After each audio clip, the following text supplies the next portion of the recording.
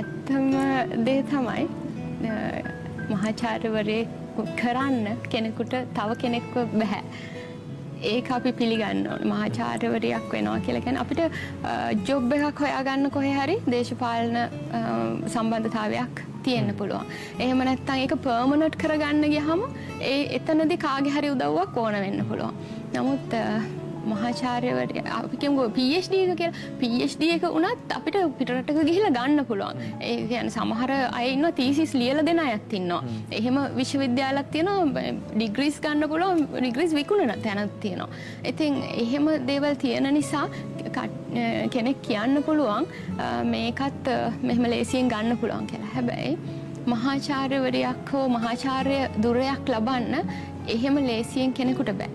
අනිවාර්යයෙන්ම මහාචාර්යවරයෙක් වෙනවා නම් එයා සීනියර් ලෙක්චරර් කෙනෙක් වෙන්න ඕනේ. අර කඩේම් ටික ඔක්කොම පහු කරගෙන ඇවිල්ලා සීනියර් ලෙක්චරර් කෙනෙක් වෙන්න ඕනේ.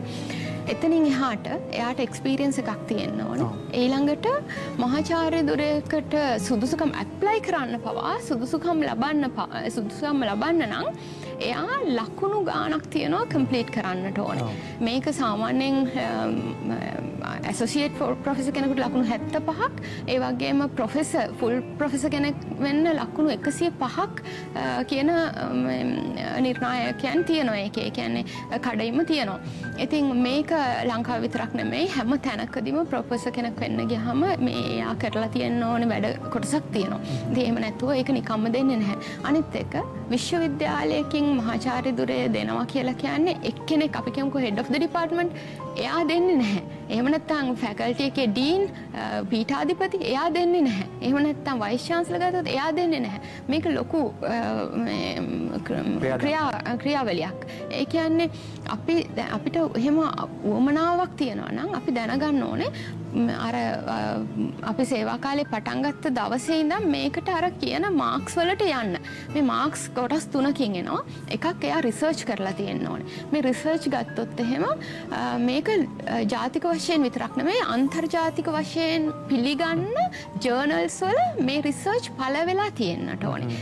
එහෙම එක ජර්නල් එක ලිපියක් පළ වුණාම එහෙම නැත්නම් රිසර්ච් ආටිකල් එකක් පළ වුණාට පබ්ලිෂ් කරගන්න හරි අමාරුයි. ඒ කියන්නේ ඒකටත් තියෙනවා මේවාගේ විතරයි පබ්ලිෂ් කරන්නේ අනිත් ඒවාගේ පබ්ලිෂ් කරන්න බෑ. එහෙම වුණත් එහෙම ඒක රිජෙක්ට් වෙනවා. මම හිතන්නේ Google Scholar වල අපිට බලන්න පුළුවන්. ඒක බලන්න පුළුවන්. ඉතින් ඒ විදිහට විශ්වවිද්‍යාලයට සේවයක් කරලා තියෙන්නට ඕනේ, රටට සේවයක් කරලා තියෙන්නට ඕනේ, සබ්ජෙක්ට් එකට සේවයක් කරලා තියෙන්න ඕනේ. මේ ඔක්කොම එකතු වෙනකොට තමයි මේ ලකුණු ටික හැදෙන්නේ. ඔබ අර මේ ජාත්‍යන්තරය ගැන කියපු නිසා අහන්න හිතුණා දැන් ඔබ පෞද්ගලිකව කොයිතරම් දේවල් ඉදිරිපත් කරලා තියෙනවද ජාත්‍යන්තරය? ඒක තමයි. මෙහෙමයි. මම විශ්වවිද්‍යාලයේ කාලය ඇතුළත පහුගිය කාලය ඇතුළත ජර්නල්ස් වලට මම ලිව්වා. ඉතින් අපි මගේ විශ්වවිද්‍යාලයේ කාලයේදී කරපු වැඩත් එක්ක බලනකොට ලකුණු ප්‍රමාණය අර කියන එහෙම ලකුණු අපි බලන්නෙත් අර ඉන්ටර්නෙට් එකේ බලන්නෙත් ඒක ඉවැලුවේෂන් එක කරනකොට ඒ ඉවැලුවේෂන් එක කරන්නෙත් එක්කෙනෙක් නෙමෙයි. මේක UGC එකෙන් පත් කරන්නේ අපි අඩුම තරමේ මගේ සුපර්වයිසර්වත් බෑ මාව ඉවැලුවේට් කරන්න. ඒ කියන්නේ මම දන්න කෙනෙකුට බෑ මාව ඉවැලුවේට් කරන්න මම ඇප්ලිකේෂන් එක දාලා තියෙනවා. ඒතනදී ඒ ගොඩක් වෙලාවට තීරණය කරන්නේ සනාතන සභාව තියෙනවා විශ්වවිද්‍යාලයේ. මෙතනට ආවට පස්සේ head of the department faculty එකේ dean ඊළඟට vice chancellor මේ ඔක්කොම ඉන්න සනාතන සභාවේදී තීරණය කරනවා මෙයාට අදාළ නැති ඒ කියන්නේ මෙයා එකතු වෙලා පබ්ලිෂ් කරපු නැති කෙනෙක් රිසර්ච් ආටිකල් එකක් අපි දෙන්නෙක් එකතු වෙලා කරා නම් එයාවවත් ගන්නෙ නැහැ මේ ඉවලුවේෂන් එකට. ඉතින් මෙහෙම මේ ලකුණු ටික හරියට බලන්න ඕනේ. ඒක හරිම ස්ට්‍රික්ට් දේ. ඉතින් මේ රිසර්ච් ආටිකල්ස් එක ආටිකල් එකක් ලැබුණොත් එක ලකුණක් එහෙම නැත්නම් දශම ගානයි දෙන්නේ. head of the department වෙලා හිටියොත් එහෙම අවුරුද්දක් අර ලකුණු ටික එකතු කරගන්න එක ලකුණයි හම්බ වෙන්නේ. ඩීන් වුණාම 1.5ක් හම්බ වෙනවා එක අවුරුද්දකට. ඉතින් එහෙම තමයි මේ ලකුණු එකතු කරගන්න හරි අමාරුයි. අර රිසර්ච් වලටත් අපිට තියෙනවා අනිවාර්යයෙන්ම ලකුණු 50ක් තියෙන්නට ඕනේ.